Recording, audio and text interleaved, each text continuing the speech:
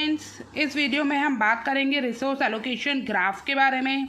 तो ये हमारा एक अनदर मेथड है जिसमें हम ये पता करते हैं कि हमारा जो ऑपरेटिंग सिस्टम है, दैट मीन्स हमारा जो सिस्टम है वो हमारा सेफ स्टेट में है या फिर अनसेफ स्टेट में है। तो रिसोर्स एलोकेशन ग्राफ को हम RAG भी कहते हैं और ये जो RAG है वो हमारा बहुत ही efficient, that means RAG is most efficient and convenient way to represent our system. Means in our system, like how the resources are allocated to the processes and how the processes have been assigned the multiple resources. To represent that, we use the RAG, also called resource allocation graph. That means कि जो हमारे जो resources हैं हमें कैसे processes को assign करना है और कैसे जो हमारी प्रोसेस है वो हमारे मल्टीपल रिसोर्सेज के लिए रिक्वेस्ट करती हैं। ठीक है, इस सब को रिप्रेजेंट करने के लिए हम यूज़ करते हैं RAG का। तो अब आगे देखिए, means in our system whether it is a deadlock और नॉट। अगर हमारे सिस्टम में डेडलॉक है या फिर नहीं है, उसको रिप्रेजेंट करने का बहुत ही सूटेबल मेथड कौन सा है, हमारा रिसोर्स एलोकेशन ग्राफ। अब नॉर्मल ग्राफ की तरह इसके भी हमारे दो चीज़ें मेन होती हैं, दैट इज़ एक हो गया हमारा वर्टेक्स, एक हो गया हमारा एज। ठीक है, we have two types of vertex, first one is process vertex and second one is resource vertex. Process are running in our system represented with the vertex. जितने भी प्रोसेस हमारे सिस्टम में रन कर रहे हैं वो हमारे किससे रिप्रेजेंट होते हैं, वो हमारे रिप्रेजेंट होते हैं हमारे वर्टेक्स से। और and they are generally represent with the circle. ठीक है, हम इसे सर्कल से रिप्रेजेंट करते हैं और जितनी भी प्रोसेसेस हमारी सिस्टम में रन कर रही हैं वो हमारी वर्टेक्स से होती हैं और जितने भी हमारे जनरली हम जो प्रोसेस है उसको किससे रिप्रेजेंट करते हैं, सर्कल से। ठीक है, और एंड रिसोर्सेज जो हमारे रिप्रेजेंट होते हैं, रिसोर्सेज जो भी रिसोर्स आपको चाहिए, जैसे कि आपका CPU हो गया, रजिस्टर हो गया, मेमोरी हो गई, etcetera, represented with the rectangular shape. ठीक है, मतलब कि प्रोसेस हमारी रिप्रेजेंट होती है सर्कल से और रिसोर्सेज हमारे रिप्रेजेंट होते हैं किससे, रेक्टेंगल से। ठीक है, अब हमारे सिस्टम में कुछ ऐसे रिसोर्स होते हैं जो केवल वन है, जैसे कि हमारा CPU हो गया, हमारा मॉनिटर हो गया, ये हमारे एक ही सिस्टम में एक ही होते हैं। ठीक है, और अदर साइड हमारे पास मल्टीपल रिसोर्सेज भी होते हैं, लाइक आपके रजिस्टर्स हो गए। ठीक है, तो जो मल्टीपल होते हैं वो हमारे मल्टीपल इंस्टेंस और सिंगल इज हमारे सिंगल इंस्टेंसेस। ठीक है, अब एजेस क्या होती है, एजेस में क्या होते हैं, रिप्रेजेंट टू थिंग्स। एजेस हमारे क्या रिप्रेजेंट करती है, टू थिंग्स को रिप्रेजेंट करती है। एक हो गया हमारा असाइन एंड एक हो गया request. Assign that means arrow should be toward the process, कि मतलब ये रिसोर्स हमारा इस प्रोसेस को असाइन हुआ है, और रिक्वेस्ट मतलब arrow should be toward the resource, कि ये प्रोसेस हमारे इस पर्टिकुलर रिसोर्स के लिए रिक्वेस्ट कर रहा है। ठीक है, मतलब moving toward the process that means assign and moving toward the resource is that means request for the particular resource. ठीक है, आगे देखिए, मैंने एक ग्राफ लिया हुआ है। ठीक है, दिस इज सिंगल इंस्टेंस की बात कर रहे हैं अभी हम, मल्टीपल की हम अपने नेक्स्ट वीडियो में बात करेंगे। ठीक, this is a single instance. यहाँ पे देखिए, एक टू प्रोसेसेस है हमारे पास और टू ही रिसोर्स है। ठीक है, अब जो P1 है उसने ऑलरेडी R1 को होल्ड कर रखा है और रिक्वेस्ट कर रहा है R2 के लिए, और P2 जो है उसने ऑलरेडी R2 को होल्ड करके रखा है and waiting for the request resource R1। ठीक है, तो ये एक टाइप से सर्कुलर वेट हो गया ना, it's a one kind of circular wait and circular wait is one of the necessary condition of deadlock. ठीक है, सर्कुलर वेट होता है, तो आपने नेसेसरी कंडीशन पढ़ी थी ना डेडलॉक की, सर्कुलर वेट आपका होता है, तो ये क्या है, हमारा सर्कुलर वेट है। ठीक है, तो मेन रीज़न क्या है हमारा इसको इस तरीके से रिप्रेजेंट करने का कि हमें देखना है कि हमारे सिस्टम में डेडलॉक है या फिर नहीं है। ठीक है, अब यहाँ पे हमारा क्या आ गया, सर्कुलर वेट आ गया। ठीक है, और मैंने क्या बताया, it's a one kind of circular wait, it's a necessary condition for deadlock. ठीक है, से कि if there is a circle then there is a deadlock, ऐसा कह सकते हो आप। लेकिन हमने पढ़ी थी हमारी 4 कंडीशन होती है ना। सेकंड देखिए, यहाँ पे देखिए हमारा P1 ने होल्ड कर रहा है R1 को। ठीक है, और जिसके लिए रिक्वेस्ट कर रहा है P2, मतलब इसने होल्ड किया हुआ है, इसने वेट किया हुआ है।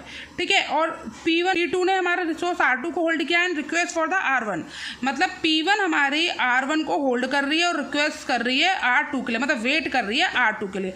तो यहाँ पे हमारी hold and wait condition is also true. ठीक है, both are waiting for one resources. ठीक है, this is another important condition for the deadlock, hold and wait. ठीक है, अब देखिए we have another method behalf on we can decide there is a deadlock और not. बहुत ही मतलब इसके जो मैं आपको नेक्स्ट आगे कंडीशन बताने वाली हूँ, मेथड बताने वाली हूँ, उसके बिहाफ पर आप श्योर हो जाओगे कि इसमें डेडलॉक है या फिर नहीं है। ये देखिए यहाँ पे हमारी कितनी प्रोसेस हैं, हमारी 2 प्रोसेसेस हैं। ठीक है, सबसे पहले देखिए allocation, process P1, process P2।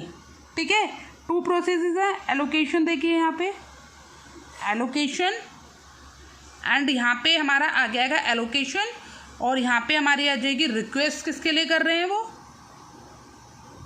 ठीक है, एलोकेशन किसका चाहिए हमें, ये हमारी resource R1 and resource R2, resource R1 and resource R2, ये हमारी होगी रिसोर्स R1। P1 के पास हमारा क्या है, रिसोर्स R1 असाइन है, that means 1, and request R2 का कोई रिसोर्स एलोकेट है नहीं है, that means 0।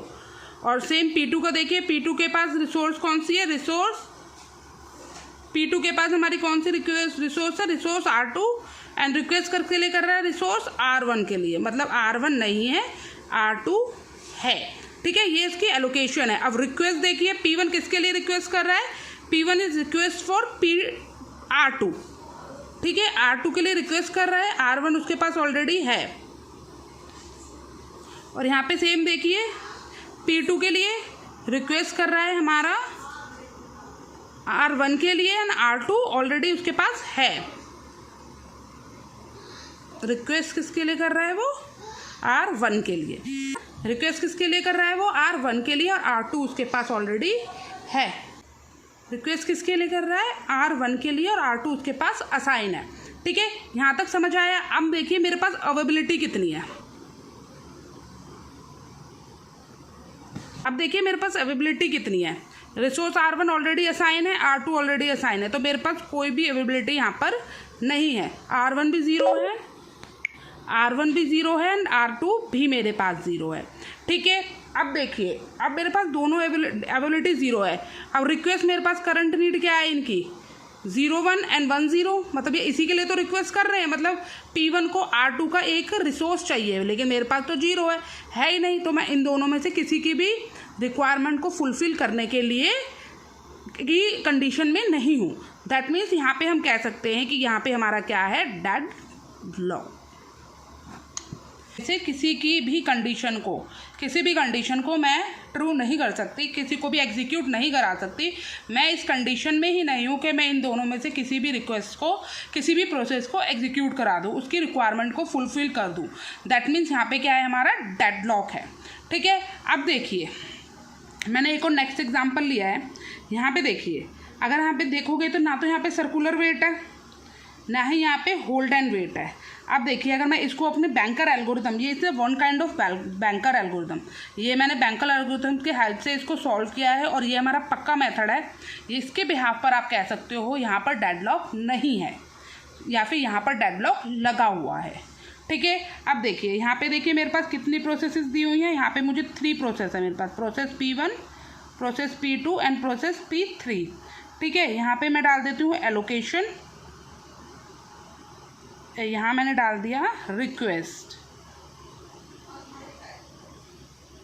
Allocation request, resource कौन से है मेरे पास, R1 and R2, R1 and R2। अब P1 देखिए, P1 के पास क्या साइन है, R1। क्या वो R2 के लिए रिक्वेस्ट कर रहा है, वो रिक्वेस्ट ही नहीं कर रहा, 0। ठीक है, यहाँ पे R1 को, P2 को देखिए, P2 के पास क्या साइन है, R2। P3 के पास देखिए, P3 के पास कोई भी रिसोर्स असाइन नहीं है, एलोकेट नहीं हो रखा उसे कुछ भी। अब रिक्वेस्ट देखिए, P1 किसी के लिए रिक्वेस्ट कर रहा है, रिक्वेस्ट नहीं कर रहा, उसने वो एग्जीक्यूट हो रखा है। P2 देखिए, P2 भी नहीं किसी के लिए रिक्वेस्ट कर रहा। एंड P3 देखिए, P3 हमारा R1 और R2 दोनों के लिए रिक्वेस्ट कर रहा है। ठीक है, आप देखिए यहाँ पे आगे देखिए, अब मेरे पास जो अवेलेबिलिटी है वो कितनी है, 0 0। ठीक है, क्योंकि मेरे पास कोई भी रिसोर्स खाली नहीं है, सारे फिल हैं। अब मैंने किसी को एलोकेट वो कर रखे, कोई भी रिसोर्स खुद के मेरे पास नहीं है। अब देखिए प्रोसेस P1 की मैं बात करूँ, उसकी रिक्वेस्ट क्या है, 0 0। ठीक है, मतलब वो वाली प्रोसेस क्या हो गई है, मेरी एग्जीक्यूट हो गई है। अब जब एग्जीक्यूट हो गई है तो मैंने इसको जो एलोकेट कर रहा है उसे भी मैं इससे ले लूँगी, तो मेरी न्यू अवेलेबिलिटी क्या बन जाएगी, 1 0। पुरानी वाली को भूल जाओ। अब मेरे पास अवेलेबिलिटी कितनी है, 1 0। अब प्रोसेस यहाँ पे देखिए, मैं यहाँ पे लिख देती हूँ, प्रोसेस P1 मेरी एग्जीक्यूट हो गई है। ठीक है, अब प्रोसेस P2 को देखिए, P2 को भी रिक्वेस्ट क्या करी है उसने, 0 0।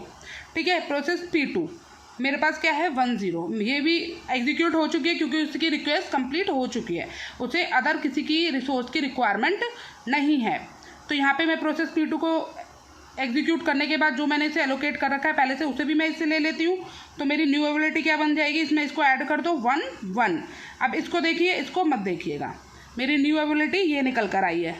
ठीक है, अब रिक्वेस्ट P3 के देखिए 1 1। तो क्या मैं अभी स्टेट में हूँ कि मैं P3 की रिक्वायरमेंट को पूरी कर सकती हूँ, बिल्कुल मैं P3 की रिक्वायरमेंट को पूरी कर सकती हूँ। अब मैंने ये जो रिसोर्सेज इसको क्या दे दिए, P3 को दे दिया। अब हमारे P3 भी क्या हो गई, सेफली एग्जीक्यूट हो गई। ये मेरा क्या बन गया, सेफ स्टेट। दैट मीन्स यहाँ पर हमारा कोई भी डेडलॉक अकर नहीं होगा। ठीक है, तो आपको ये अच्छे से रिसोर्स एलोकेशन ग्राफ समझ में आया। और एक और मेन पॉइंट देखिएगा, एक होता है वेटिंग स्टेट, एक होता है वेट कर रहा है वो। ठीक है, इनफाइनाइट, एक होता है फाइनाइट। ठीक है, फाइनाइट पे आप ये देखिए, चाहे वो 10 दिन वेट कर रहा है, चाहे वो 1000 ईयर्स वेट कर रहा है, या फिर वो 10,000 ईयर वेट कर रहा है। ठीक है, उसका वेट फाइनाइट है। मतलब कि जो हमारी वो कंडीशन होगी जिसका वेट फाइनाइट होगा, वो हमारी जाती है स्टारवेशन में। और जिस प्रोसेस का वेट हमारा इनफाइनाइट होगा, मतलब यही नहीं पता होगा उसे कब प्रोसेस मिलेगा, मिलेगा भी नहीं मिलेगा। ठीक है, तो वो कंडीशन हमारी, वो प्रोसेसेस हमारी जाती हैं डेडलॉक के अंदर।